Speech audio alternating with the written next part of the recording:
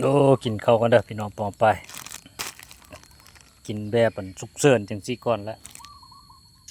แจ่วโตจิโกะเห็นบ่โตจิโกะได้นี่อันนี้ก็ครัวหน่อใส่ซีนหมูใส่มะเกล็ดอันนี้นะปั่นข้าวเช้านี่ก็ผักบงสดเลย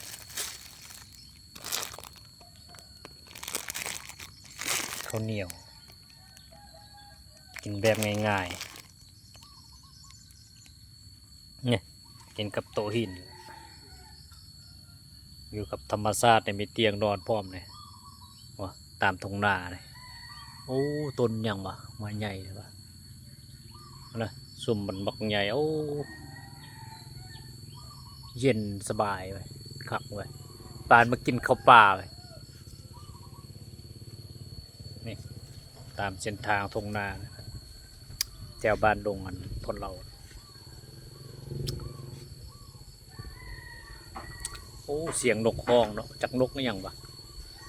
โอ้ลมพัดมาเนี่ยเปลวนี่ก็มีนะบนนั่งกินโอ้บรรยากาศไทยไว้จังสี่คนนะปานมากินข้าวปลาเนี่ยโอ้โหนะจักต้นยังวะเนี่ยใหญ่แต่ใหญ่วะต้นดอกแค่วะบัวน่าจะโปแมนดอกโอ้ลมเย็นสบายดีปะเนี่ยโอ้คักใช่ปะบรรยากาศมันไทยไปโอ้ติดใจกับธรรมชาติและพี่น้องปองไปเฮ้ยผ่อนคลายย้อนอารมณ์เนี่ยหาความสุขใส่ตัวเองเดี๋ยวตัวเห็นได้ก็ได้นะโอ้ลมพัดเย็นจ้อยเลยเว้ยนะโอ้ขักแท้อากาศจังซี่เลย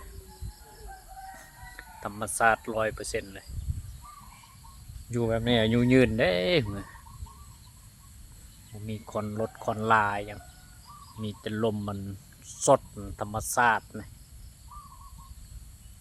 สูดลมหายใจเข้าปอดเนี่ยโอ้ขับเลยสิโอ้เสียงนกฮ้องเลยต้นอย่างใหญ่เอาแถวว่า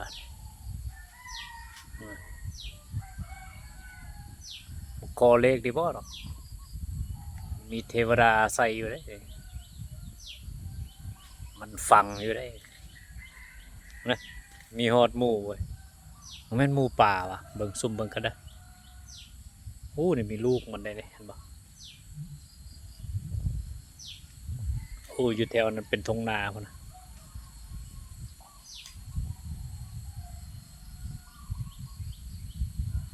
โอ้คักอากาศมันเย็นสบายดีสาวนาโอ้วันนี้จะได้กินข้าวเช้าก่อนวันนี้อยู่กับธรรมชาตินี่แหละ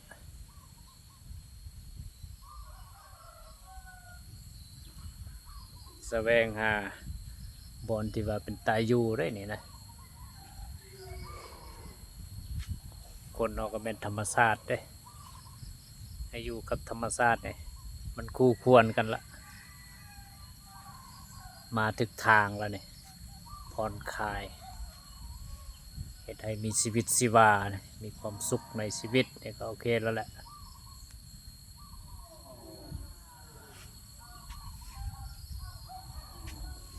โอ้แสงตะเวนกำลังโผล่ขึ้นมาแล้วเนี่ย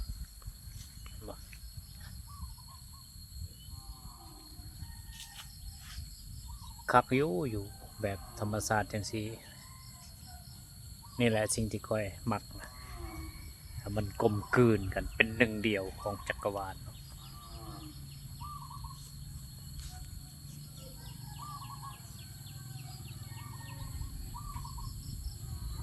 โอเคละผู้ใดมาเบิ่งนี่ก็ขอให้ร่ำให้รวยโชคดีตลอดไปหั่นแหละสำเร็จไปพร้อมกันนั่นแหละ